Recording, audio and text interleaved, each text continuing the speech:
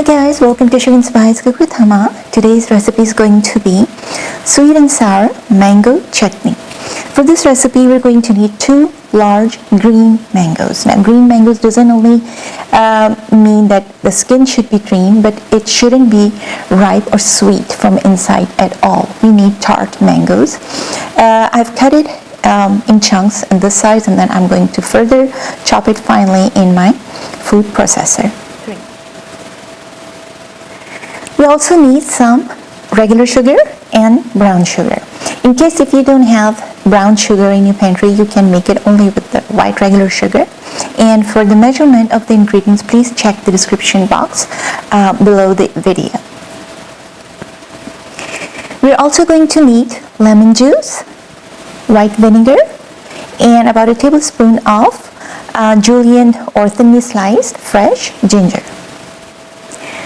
For spices, we're going to need some Nigella Seeds, salt, and some crushed chili flakes, and 3 cups of water.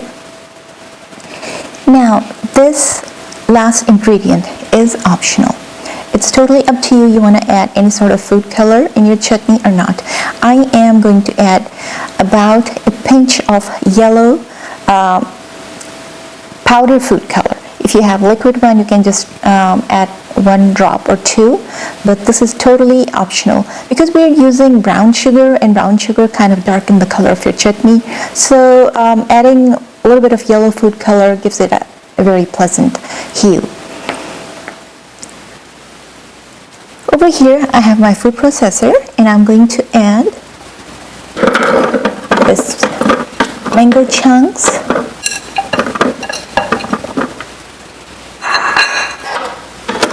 Chop in fine bits.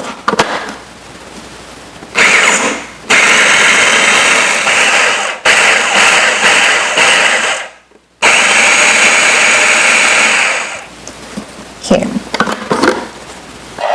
We need it. The texture of mango should be like so. Okay, here I am turning on my stove. And I'm going to add our finely chopped mango,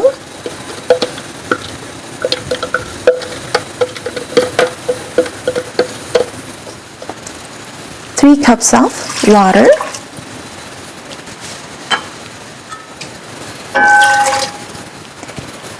in goes brown sugar,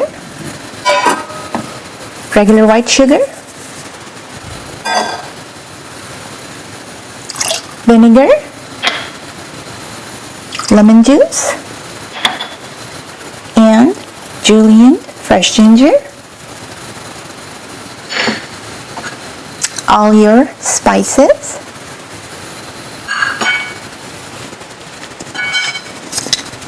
and the food color I'm going to add towards the end.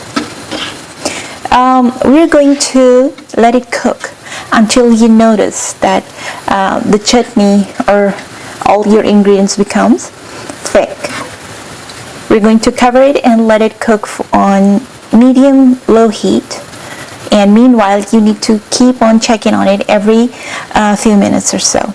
Now, those viewers who are probably wondering where they can find green tart mangoes, you can find it only at Asian grocery stores, Indian grocery stores, or Pakistani grocery stores. Okay, we're going to cover the lid, lowering down the flame, and we'll check on it in a while. Right, it's been about 15 to 20 minutes, and I'm going to check on our chutney. Now, it still have a lot of moisture, and I'm going to check on it again after 15 to 20 minutes. The reason why we add 3 cups of water in it, and again I'm repeating, I added 3 cups of water in order to cook mango chunks all the way. It needs to become mushy, and we're going to reduce the moisture until it becomes, the whole thing becomes thick. Alright, it's been another 20 minutes.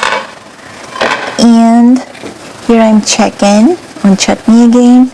As you can see, it is starting getting thicker now, but we want it thicker than this consistency. So now I'm going to cook it lid open on high flame, not too high, maybe medium high, until it becomes even thicker. Meanwhile, you need to keep stirring your chutney every 3 to 4 minutes or so, because you don't want it to stick to the bottom of your pot. Here, as you can see, after cooking our chutney for another 15 minutes, it has become, sorry, it was not 15 minutes, probably 10 minutes. It has become even thicker. And now, if you want to make it a little bit more thicker than this, I would say maybe cook it for another 5 minutes. I will turn off my stove at this point, because once it cools down, it's going to become even thicker by itself. Now here, you have a choice, as I mentioned earlier. If you want to add a pinch of yellow food color, it's totally optional. So it's just a pinch. I'm using the lid. So you won't color my finger or skin. It's totally up to you by adding some food color. If not, you're totally fine with that. Let it cool down. Once it's cooled, at a room temperature, store it in a clean, dry glass jar and keep it in your fridge. You can serve it with kebabs, roast chicken, fried chicken, wraps, parathas, rice, with a variety of foods.